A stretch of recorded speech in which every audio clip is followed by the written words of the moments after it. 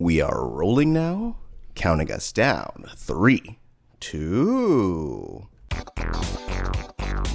You're listening to Missing Out with Lex Michael and Tauri J. Let's start the show. Hey guys, welcome back to Missing Out. I'm Tauri J. I am Lex Michael. And if this is your first time listening, what we do here is we introduce each other to different media, whether it be movies, music, books, spoken word, experiences, things that have built us up as people, and in sharing them, we hope that it builds you up. We are the retrospective. That's introspective. I love that preamble, and it never gets old. It's like a timeless story that becomes more and more relevant with each passing year. It's true. Today we're joined by Chris Jaymes. Hi, how are you doing? Good, great, thanks, lovely. If you don't know Chris Jaymes, he is a director, writer, producer. He does music as well. One could say he's a musician because that's how words work.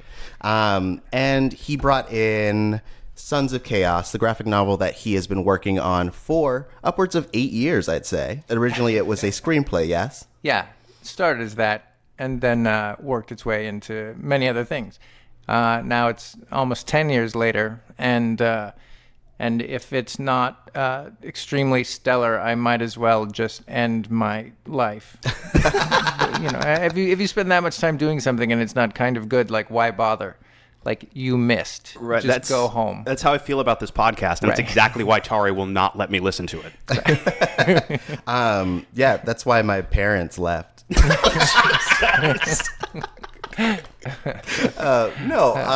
At least you found each other. No, I can say with 100% certainty that your life is safe. It's a great job. That's sweet. It could just be sympathy. I don't have that. Oh, good. He really doesn't. All right. It's established that I don't right. care for my fellow person. Yeah. The least empathetic soul you will meet. It's true. Good. All right, well, then maybe we'll get along. I'm hypersensitive, and so I'll just be hurt and wounded and be trying to win you over to prove my validation. That's how he hooks people. Yeah. Oh, yeah. Yeah. All right, good. Well, it's working. My neediness is at like a level 3 now. Oh, good. Yeah. You'll be at 10 by the end of this show. I mean, it gives you a goal. So this was written by you, and the art was by, and I'm definitely going to ruin this name. Ale. Aragon. Aragon, yeah. Aragon. Like the book series. Yeah. Okay, cool. I established early on, before we started rolling, that names are my kryptonite. If I were a superhero, I would have all the powers that you could imagine, and then someone would be like, pronounce my name, and then I would double over and start vomiting profusely, because that's how bad I am with names. I've actually seen this happen. The vomiting? In reality, yes. Really? Yes. Well, it's interesting because before the vomit mention, you do a voice tone thing where you kind of go into this, and it's a little sexual. Right. So the two combined create one lovely picture of like a sexual vomit session. Ooh. I mean, people are into it. We Ain't got no a new kinch- name for the podcast is what I think. This is Sexual Vomit Sessions with Tauri J and Lex Michael. Oh, man. I don't like it. So, Chris, if you were on an elevator and you had to pitch this to someone, how would you pitch it to our audience? God, I wouldn't. I would say, you don't need to know. I've got shit to do. But the easiest way to make it relatable would say it's a big, fucking huge book that's double-sized and 200 pages, like 300. Not 300 pages, 300 the book movie. Right. But the story is a little bit more like Les Miserables in that it's a very layered character story during time of revolution. This revolution happened about 50 years after the French Revolution, but everybody knows of the French Revolution because Napoleon's trendy. It's weird how that works. Napoleon and Hitler are like the most interesting people to human curiosity. But so we know of it because of those things, but there was no iconic standout individual for this revolution. So somehow it just got overlooked. Right. So it's not necessarily like a history book. It's more crazy, insane characters with a lot of psychological damage that are trying to carry out their individual agendas to, find validation in their life. It just happens to be during a time of war. Right. Because it follows the character Marcos Botsaris. yeah. Yeah, I did it. And it essentially finds a way to take this revolution and put it directly through the eyes of this one character and his personal growth. Like, you're with him from childhood through his adolescence through his adulthood. Yeah. And his struggles in that. Like, when I was reading it, it really had a Dune feel to me. Oh, cool. Interesting. Yeah, because like it really has this feeling of this character who is of, like, you could say, like, noble birth, and he's forced into a war that isn't really his own and has to kind of step up and lead with people who aren't his own people. Yeah, it was a great way of summarizing it. Yeah. It's a kid that's born at a time of revolution, and his father is the leader of his sort of village, and his village is the one that didn't give in to the Ottoman Empire, and they're Greek, where most of Greece sort of subsided and went along with the opposition's force, but the Suliots did not. And so he's of this village that was the kind of like fuck you village, and his dad was the leader, but he had the sort of antithesis of a psychology as a kid who was soft and sensitive and thoughtful and intelligent, but forced to step into this role with absolute reluctance. And then faced with that reality as he grows up and has to become a leader. Right. And I want to, before we start getting deep into the story, I really want to talk about the artwork, which is fantastic. Oh, good. There's a very, like, watercolor aesthetic to it, but it also has a very, like, I would say, epic painting kind of thing, like things you would see on the walls of, like, someone who's super rich is like, this was the battle of the Greek Revolution. Yeah. And the book is like double sized, so when you're opening it, it's like a panoramic experience. So it allows for those big, long, sprawling images. Mm-hmm. And Ailes, pretty amazing. He doesn't work digitally, like, so he inks. And if he messes up, like, too bad. He's got to make it work. So so that made it fun for me every time I needed something changed. So you just go, oh, no, how can I make this work? He missed the thing. But that happened very seldom. So fortunately, he didn't punch me too many times. How did you guys end up collaborating in the first place? We met through a mutual friend that we had known as I started to, like, seek out how do you do this. Right. And so this guy I had met kind of introduced me and showed me a handful of artists. I started to meet with one, and his style was very, very different, but had done a lot of, like, very, like, high level stuff. And he fell out because he got a job. And so then I met with Ale, and I was so happy that it worked out that way because Ale's work is so raw and forceful, and you can feel this visceral intensity in his work. So it worked out as perfect as I could have hoped. Yeah, I mean, you guys put a gorgeous book together. And you say, like, it's this double-sized book, so you open it, and it takes up your entire lap. And, like, yes, like, Tauri, it has this amazing mural quality to it. And the story ends up, between the story and the art, the thing ends up flying by. Because when you pick up a hardbound copy of this book, you take a second, and you go, I have a job. Do I have time for you know this? what I mean? Like, what am I going to, how am I going to fit this in? And then you sit there and you start reading it, and the thing just... Really? That's good. No, really. But so we want to delve into the specifics of the story a little bit more fully, but at the same time, I am fascinated by this 10-year, this decade-long story to bring this project to fruition. So I want to know, right up top, what drew you to this material in the first place? Like, when did that happen? What sparked it in you that, oh, this is a story I actually feel like I need to tell? Sure. Well, initially it was presented to me from a very lovely, insane, relentless Greek man who ended up becoming like my brother. His name's Nick Lambro, and he was really the guy that pushed this on me because he's, his dad moved here from Greece. They were struggling, like they, built a business, and so he's first generation Greek American, and he always wanted to make movies and things. He's obsessed with everything. He's a very interesting guy, but he kept pushing this subject matter on me because he knew I wrote things and directed things, and so over time, you're stuck listening to somebody out of respect because you like them. But first you're like, just stop. I'm not making a movie about that. That's too much. It's too high. I know nothing about it. And over the course of time, I finally started looking at it and realized, wow, this is amazing. And it's so layered. And these characters are straight out of movies, like the Ali Pasha character.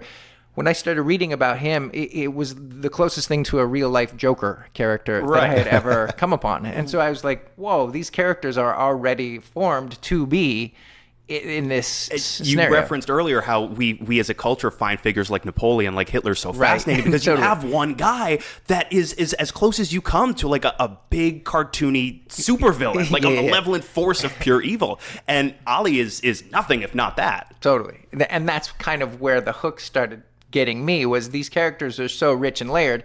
This war nobody knows about outside of that part of the world. And it's the most recent defining of the Western powers that still exist today, right? So if that wouldn't have happened, the Ottoman Empire was spreading west, and so the same war we're fighting now, the East versus West, is really just a slogan the governments used to do their military things to keep our economy where they want it to be. Right. It was happening then. And so when I started to see the similarities of the Iraq War and all the things we were told about that, and then seeing this and realized, like, the Ottoman Empire was taking over more and more of Western Europe. They'd pushed into Austro-Hungary at the time, and they had taken Greece for 400 years. And it was kind of like the West was like, okay with that. You guys do what you want. We're doing our thing. We're just getting set up here in the United States. And the UK was still like a superpower, and they don't want to mess with anything. But once it started to spread further and infect their economies and their shipping lines and these elements, the West sort of got involved and ended up giving the loans to Greece to fight the war, which ironically they just paid off about a decade ago. So this was a lot more. We did help. The US helped. The UK helped. And as I started to see, wow, these are the same things happening now, only nobody knows about this. And had this not happened, the Ottoman Empire could have spread and taken over who knows how much of Western Europe. So what Europe is what it is today because of this revolution, and somehow it slipped through history because there wasn't a Napoleon or a famous movie about it. Right. So once you find that guy and you realize, okay, I can build a story around figures like this. Right. You said initially you were thinking about it as a screenplay. Yeah. So it took me a little while to get to the screenplay part, sadly, at the cost of my psychology, sanity, self-worth, and many other things were brought into question as the years started passing. But first I had to learn about it, and I don't have the capacity to kind of be general about things as much as I would like to be. So I became far too obsessed and read every book I could find, mapped out these research books of the people involved, every person I could find, and learned about each of them until I started getting a sense of what was really there, because it's like being an investigative reporter. You have each resource is written by someone with a different bias. So as you read these books, you realize this one's totally saying the opposite thing of this one, which was like, oh shit, now I have to be thoughtful. And so I had to be thoughtful way too much for way too long until I had an idea of what maybe happened. And then it became which story to tell. And then it became, okay, this is the story I'm going to tell. Here, let me start outlining it. The outline ended up being like, the outline was long, right? So the outline was probably 60 pages or something of full thick writing. Then that conveyed into a screenplay draft that I kind of threw together somewhat quickly just to get an assessment of it. And it was 275 pages, which is about 155 pages more than it should be for a film. It's a lot of movie. Right. And then you go, oh shit, what am I going to do here? How do I tell this story? And that's where we got to the graphic novel. Okay, and how much did the story itself, permutate and change from one iteration to the other? A good amount. Like, I mean, obviously, getting 270 pages down to something that fits into a 200-page graphic novel means I had to cut out very close to 170 pages of story. And so there are tons of subtleties that are not in this that I still have for no one to look at, and they exist. But so it changed a lot. You had to compress a lot. I had to get rid of certain characters. I had to fictionalize certain elements to compress 2 or 3 things to happen at once. So instead of for instance, like the last third of the book happens all around two cities, Ioannina and Messalongi. Well, there was actually two other cities involved to properly carry out the events as history had them. And so I had to cut out those, so it was a lot of shifts and changes to fit the format. Would you say that most of the adjustments were dictated by the truncation of the story? Or do you feel like, where did you decide to make the changes based on character versus necessity? I think most every change has to do with format, because if I could just keep writing and writing and writing, I could tell everything exactly how it was in the way that I want it, and on and on and on. And that's the challenge, I think, of being a good writer, which I can't tell some days if I am or not. But the challenge of being a good writer, if you're talking about Hollywood or a comic book or anything, is how do you tell it in the way that people are accustomed to accepting it? Mm-hmm. So when all these, when I was young and I was writing screenplays and people were like, oh, you should change that, I'd be like, fuck you. Like, this is my thing. And I was so naive that I totally threw away many opportunities and jobs and things because I was this dumb, hard-headed, person thinking they're like a good writer. And it's like, shut up, you idiot. You're not a good writer. You don't know anything to talk about. You're blowing your chances here because your head's so stupid that you don't know what to do with yourself. And your life's going to end up alone in misery and with a blanket somewhere outside if you don't fucking wake up. But I didn't wake up very quickly. And so it took me a long time to realize, oh my God, being a good writer is about finding the way to do your version that fits their version. And that's the challenge that I face every day with everything that I write, is the thing I want to tell is sprawling, but I've got to make it fit the format that the industry will pay for. Right. Was Marcos always the main character? Or? Yeah. Okay, interesting. How did you settle on him? Because he's a significant part of the war from what I've read. But I don't know if his story necessarily spanned from the beginning to the end. No, and most don't, because most people die. This thing went on for a long time. Right. And so this part of the book is really the stimulant that begins the revolution, which actually went on for 10 years and lingered for decades after. Right. So with Marcos, it really came down to, one, I liked the age that he started at during this period, because there's significantly famous Greek warriors that are more known than he, but they were already old, or old like me, 50. I'm not 50, but you know what I'm saying. They were closer to 50 by the time the war was starting, where Marcos was just coming into his own, in his 20s, and I wanted to show that side of it, the beginning, as opposed to jumping into the middle. Right. Also, as a real life character, Marcos Batseras is very different than most. He was scholarly and very cerebral, and he developed this whole dictionary that was a translation between Albanian and Greek along the way. So he was a very studious, intelligent person who also happened to be a war hero-ish, whatever, if you want to call someone a hero. Yeah. Right. Okay. I feel like this is a good time to transition into talking about specifics about the graphic novel. Sure. So I'm going to let you guys reach for the dial if you want to go into it as clean as possible. I mean, a lot of this is history, so if depending on how much you know about the Greek Revolution, you may already be spoiled. But Chris, as you're saying, this is a sort of lesser known period in global history, so it's entirely possible folks are not up on this particular war. So if you do want to go in clean, yes, hit pause right now. Go pick up a copy of Sons of Chaos. Read it. I swear, it looks big. It looks a little intimidating, but you get through this really quick. It reads fast. Oh, yeah. Go pick up a copy and then come back and listen to the rest of our discussion. We're going to delve into some spoilers. Yep. There's going to be a link below, so hit that. It's super easy. You can do it from the comfort of your couch. All right. So now the spoiler wall is down. So it's funny that you say that, though, because I'm so aware of the presentation of the book and going, oh, shit, I can't, when am I going to have time to get to that? So I was so hyper aware of the economizing the words and to make it more of a rhythmic read. Yes. So it's really nice to hear you validate that it moves along. Well, not for nothing. I sit there reading it, and I'm talking about how the thing looks. Yeah, it looks a little intimidating at first, but I get to the end of each. You split it into 3 books, and it's his childhood, his adolescence, and his adulthood.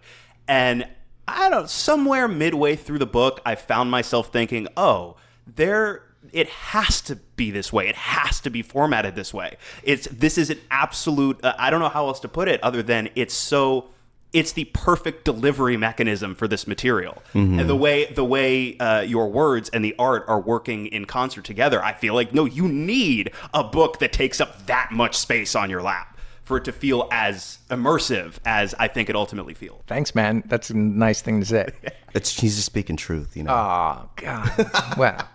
No, it's true. Like, I'm a notoriously slow reader, and I assumed that it would take me at least 3 days, and I literally finished it in a night. I laid down and then just blasted through the whole thing. Like, I could have even and even this morning I was just kind of going through it, and the visual storytelling is also so good that I was like, oh, I remember this happened. I remember this happened. That's cool. I was able to recall without even delving into the individual moments. I was able to remember the full story just by sweeping through it. Yeah. Now, when you said you were reading it in bed, yes, I'm just curious what the positioning you did with the book.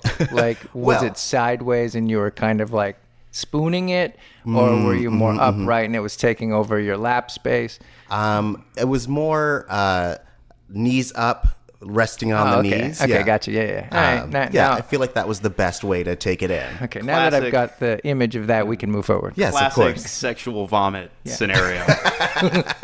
Yeah, I was like, I'm gonna have to say so many names.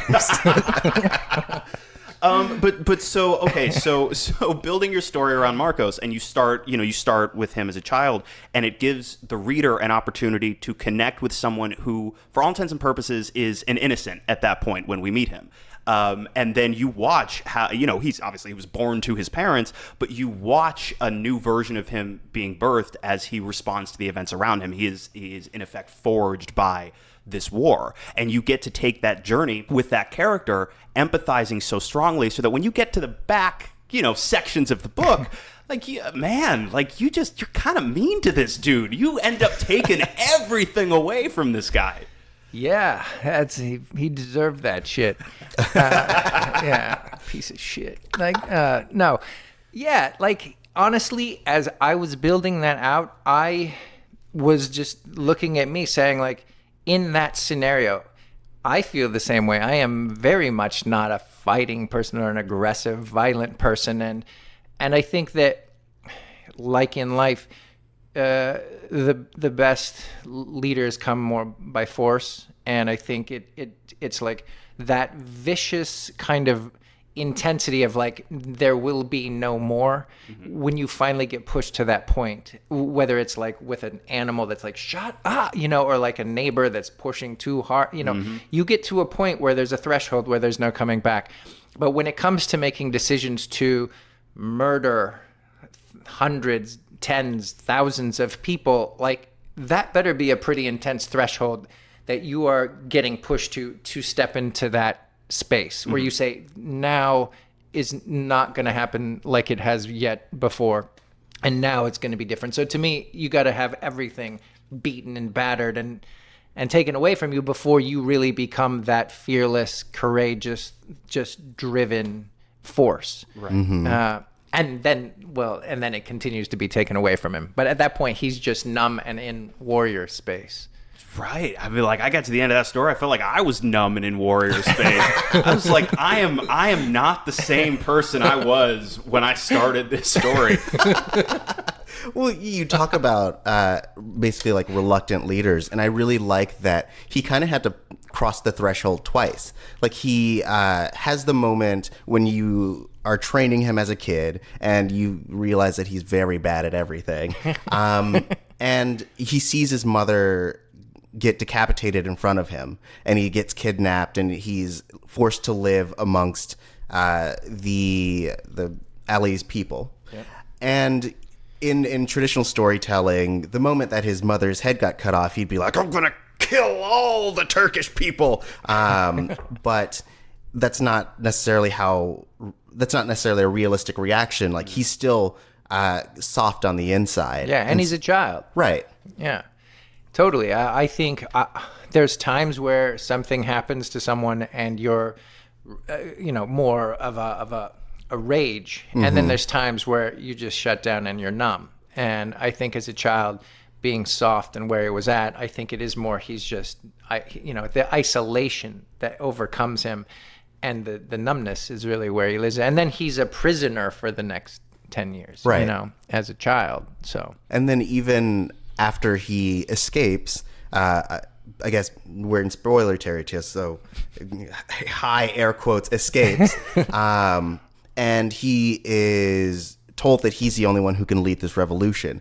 Like he's still super reluctant, he's still super bad at things, but like up until the point where they are going to kill everyone in his father's new village is when he decides he can step up. Like you get about 3/4 of the way in, and that's when he finally pretty much his sister. Right. When he loses his sister, that's when Ali comes, takes Gardiki, they're killing the slaughter, and then he's holding the sister and gets the baby.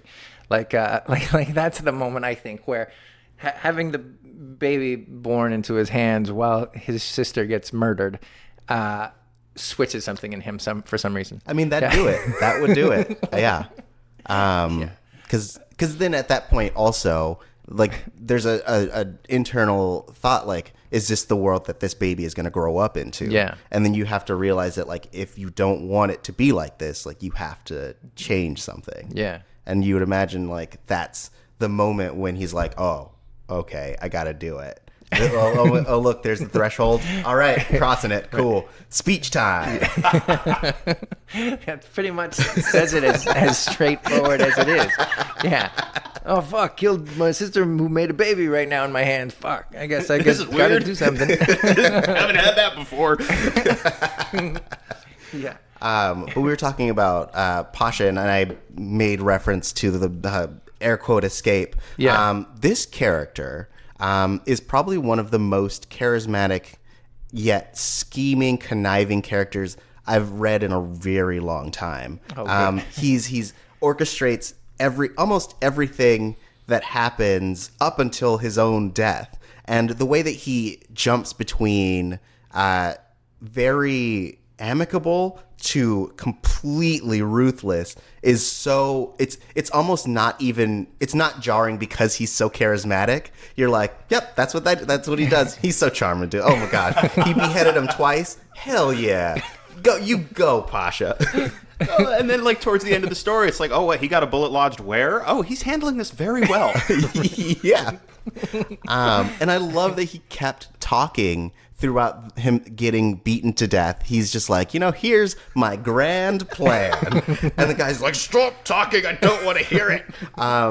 Because that's who that character is. There's a moment earlier when his son pushes him over while he's in the bath, and he's just like, you could use some cucumbers. I think that was the most charming thing that character has done the whole book. And yeah, like I had these exact same feelings reading the book as well. And so you were talking about how this is a figure that you were reading about, that you were pulling from history.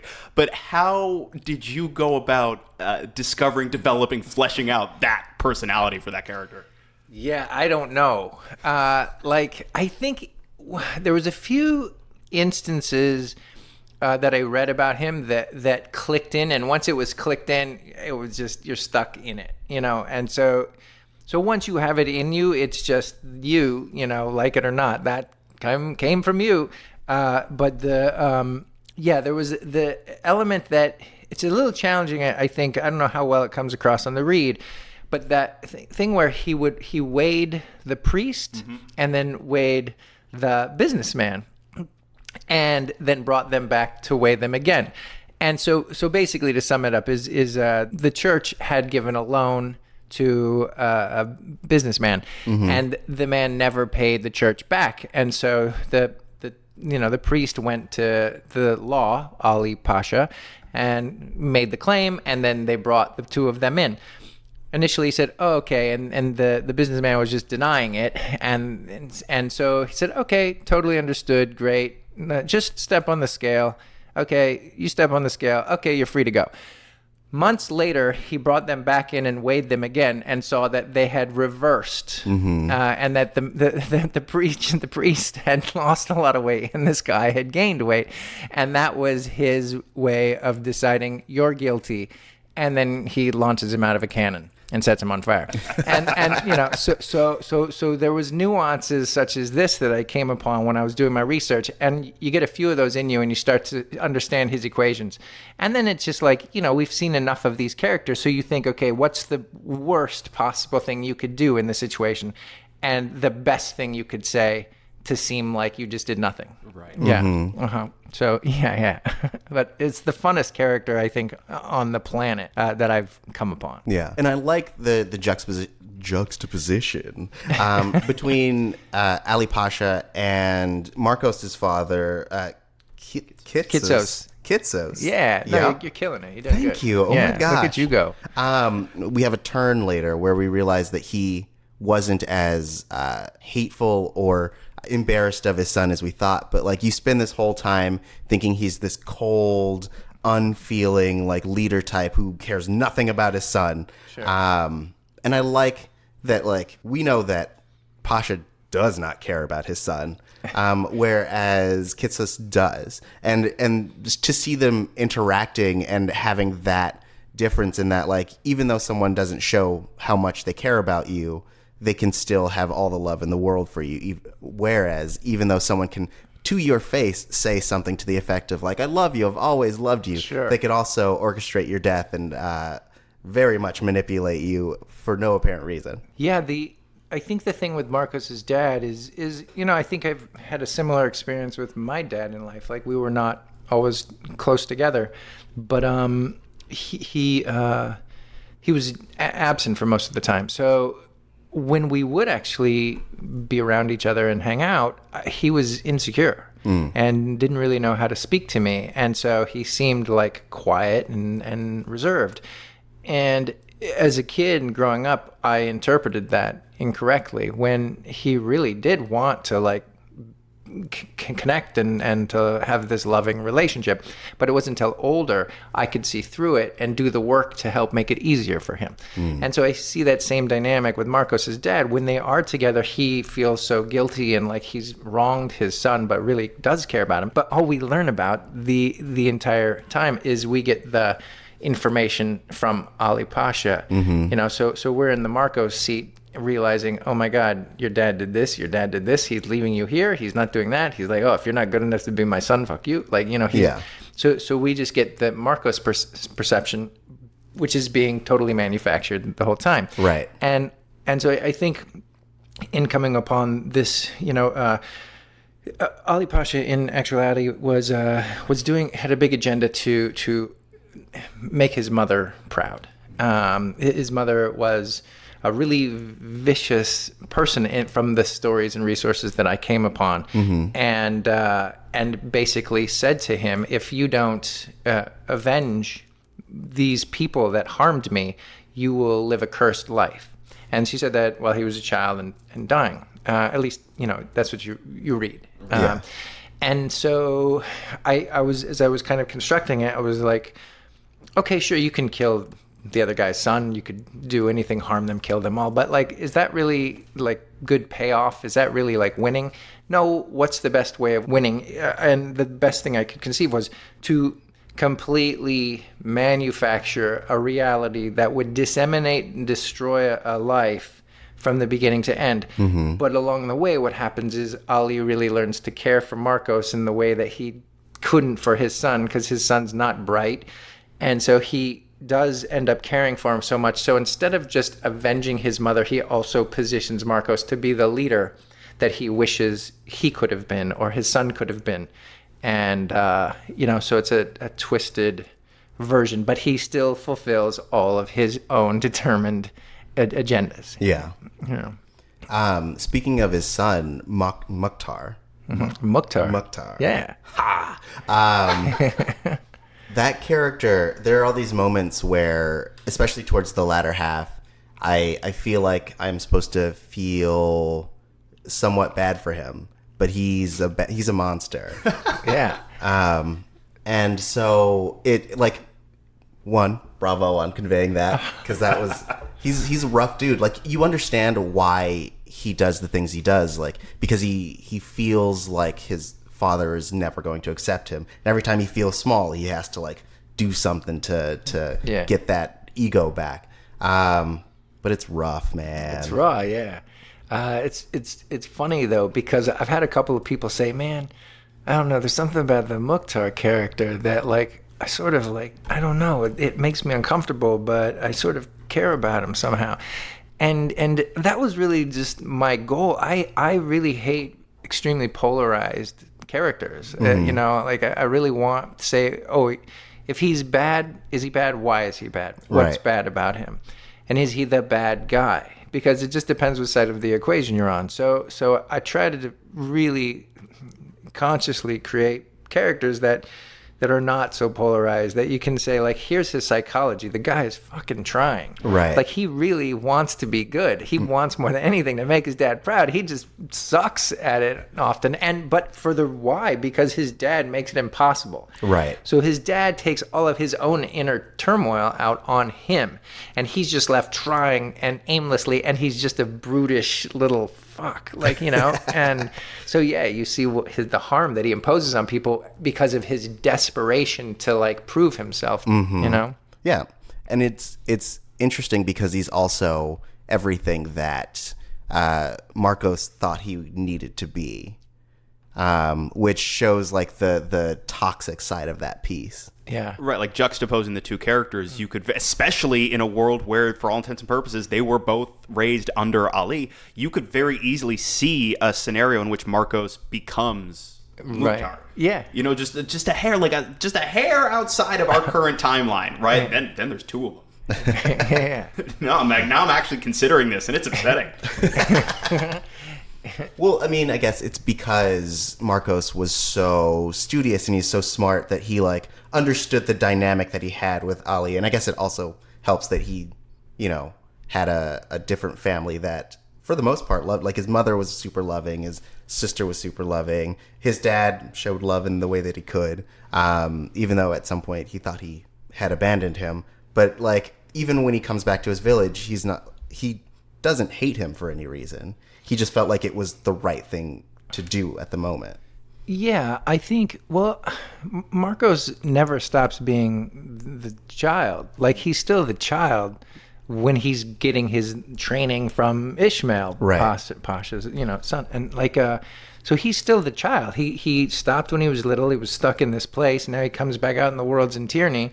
He's got no home, no village, and no family. Like, so he's still just that little kid, and that little kid finally breaks at that point when we talked about. But yeah, like, he doesn't go back to when he goes to Gardiki and sees his father again, like, being upset. He's still a little kid that wants love, right? And and the same with the father. The father, we don't know this, but he's determined his whole life to, like, try to reconnect with his son. Yeah, so it's all simple human stories. It's all simple dynamics. And the irony of the whole book is, I was, like, writing all this stuff, and I'm like, I don't even know what I'm doing here. This is just this crazy epic kind of story, and it's crazy and dark and okay, just mainly make it as good as I can. So I finish it, and I'm like, well, I wrote this crazy epic. I don't know why. Like, it has very little to do with me. It's not like anything. Like, everything I've done before is more like, you know, dark comedies that are funny and whatever. And so all of a sudden one day it hit me, and I went, holy shit! Like, every story in this is about me and my own psychology and my challenge with my dad, my challenge with, like, not being certain as a kid with, like, the guys that my mom would date, or, you know, me trying to be, like, the stronger guy in a single family home, you know, as a child who was, like, super insecure. Yeah. Like, so everything in it, I'm like, oh man, you just wrote your whole, like, Freudian, like, here's the equation to me. I think there's no way around that. Like, even when, like, nobody in the world would look at it and go, oh my God, this is about the author. But I don't know how you can write anything that's thoughtful without that occurring. So. I mean, yeah, I don't think it's possible to create without putting a piece of yourself, because it's all essentially running through the filter that you created over the course of your life, and the way that you yourself connect with it is by putting your experience through there. Yeah, it's all your voice, even when you're doing these evil, vicious things and cutting heads and stabbing, the girl that you just raped. Like, it's still you. It's still your voice. It's still, you just have a few other things in there going, oh, I'm free to do anything I want here. Right. It definitely comes across, right, that you put a lot of yourself into the story, not necessarily taking instances from your own life, but that relatability, right? And I feel like that's what sets it apart from it keeps it from being just a war story, right? It's those family dynamics, it's those real human emotions, and they're effective to the extent that when I got to the end of the story, and Marcos reaches the end of the road, but he's more or less at peace with it.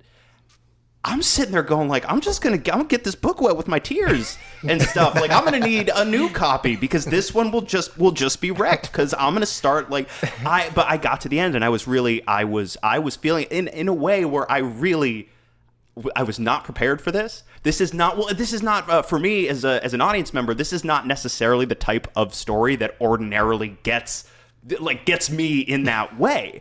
But all of these relationships they feel so well defined and they feel so relatable. So it makes a ton of sense to me to hear that you really are, again, not necessarily specific events, but in terms of say a child's relationship with a parent, right? Like, all of that is there. All of it feels personal and all of it is very affecting.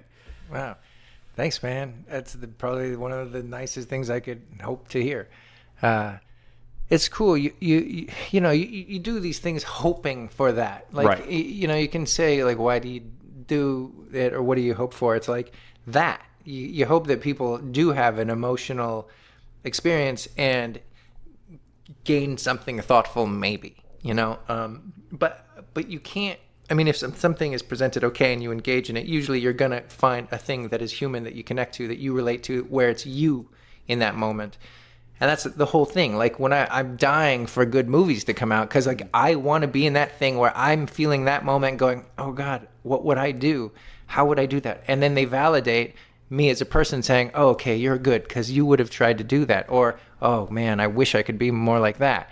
So I spent my life learning how to be from comic books, movies, and music, right? Like, those are pretty much it. Yeah, some books, but that was later in life. But like in the early years, the books aren't that impressive. I mean, Dr. Seuss is cool, but but like you learn who you are from what we gain from these things, and you hope we've really gone into this weird period this past decade where all of those smaller movies have really diminished. That there's not as much of a marketplace for them. Studios are making only tent poles and things like this. So you just hope that they still can put these like psychological, helpful, meaningful human things as opposed to just these like comic book experiences.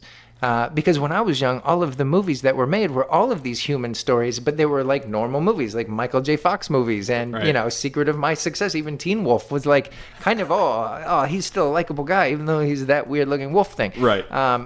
Don't judge the wolf by the smell. You know what I'm saying? Like, and that like element of really like engaging and learning of people and circumstances that are more human as opposed to these far-fetched things that we're surrounded with now, were my education, and I miss that, and I hope to create more things where you can connect on that level and help learn about yourself, or like, how do I be a little better? Maybe one day. Are you working on anything that you'd like to plug? Anything that like?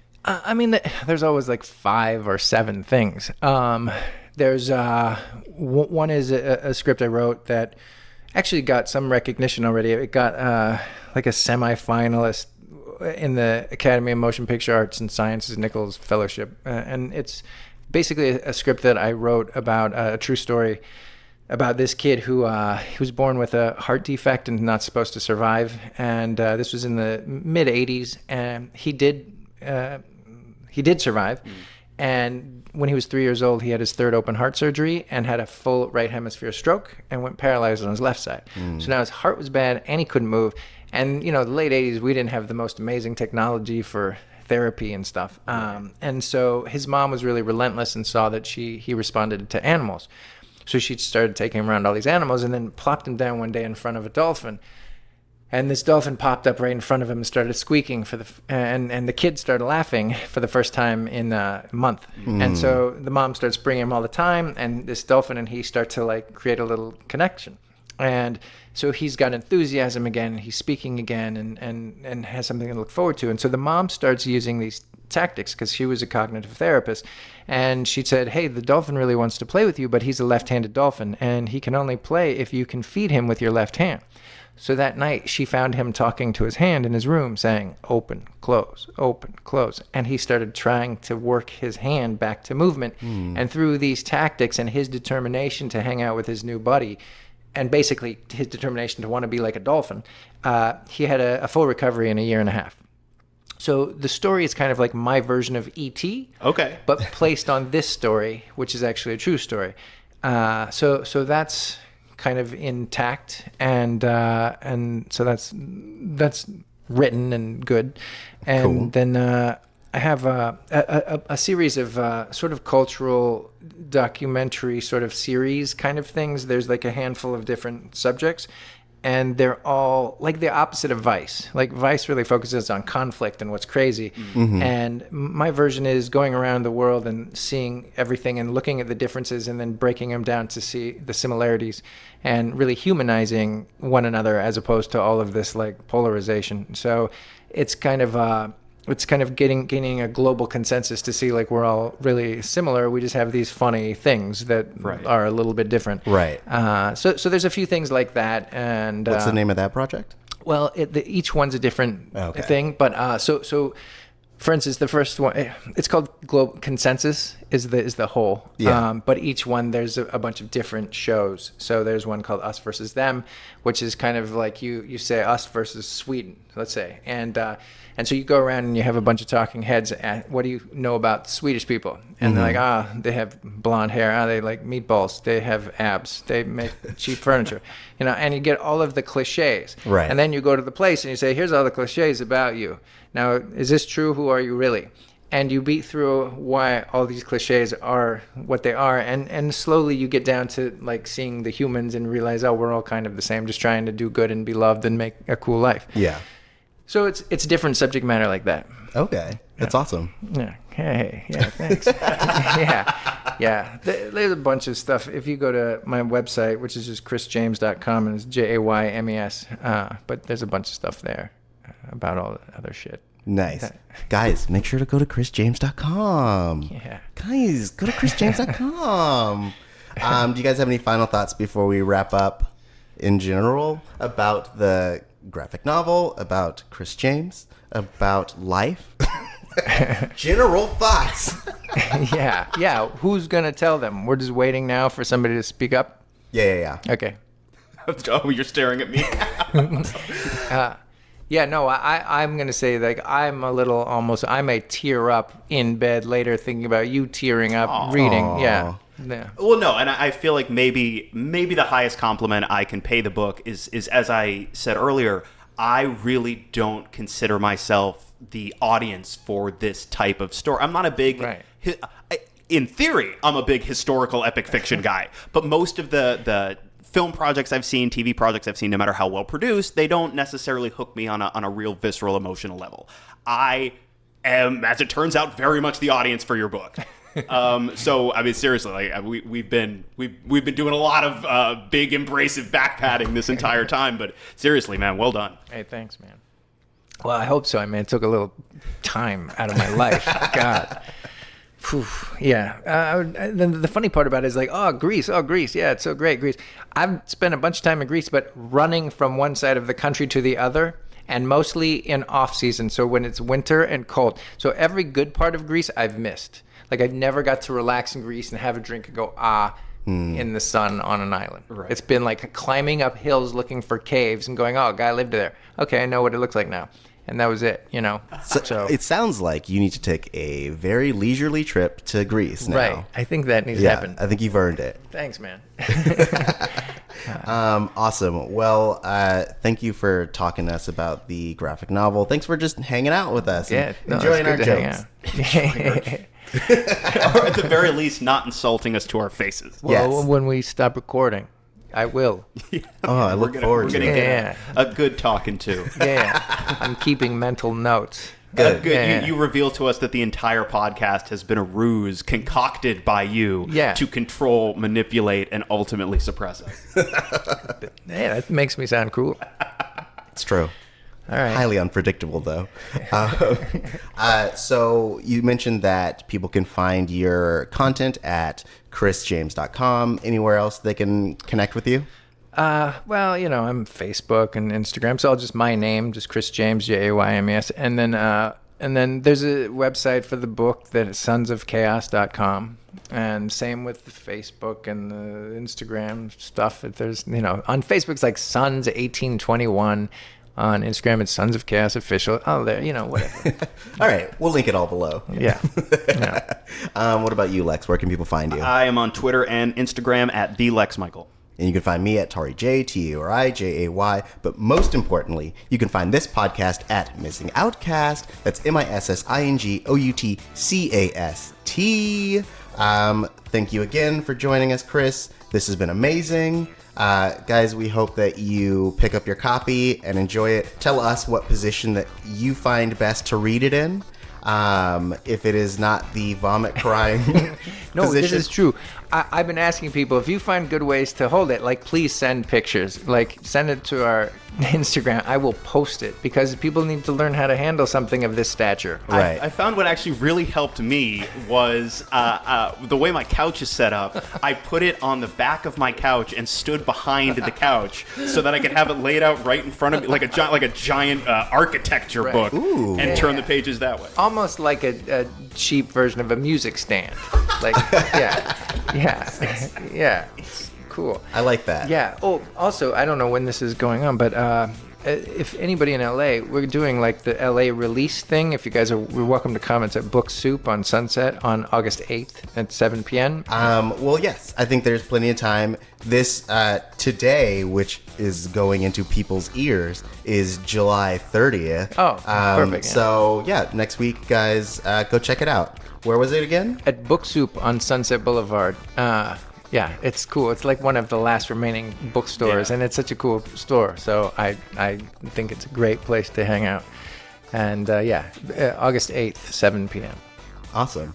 Cool. Well, again, I can't say thank you enough. This has been really fun. And we hope that you guys enjoyed our chat. We hope to hear from you on the social medias, and we hope to listen to you soon. And go pick up a copy of the book. Awesome. Yes. If you don't, I don't know. I'll be sad. It'll hurt his feelings. It's true. And you don't want to do that because you wouldn't like me when I'm hurt feelinged. Wow. You're going to work on that. Yes. It's a work in progress. WIP. But until we hear from you again, this has been the retrospective that's introspective. And now you have a new perspective, and we're sorry it involves so much vomit and tears. I'm not.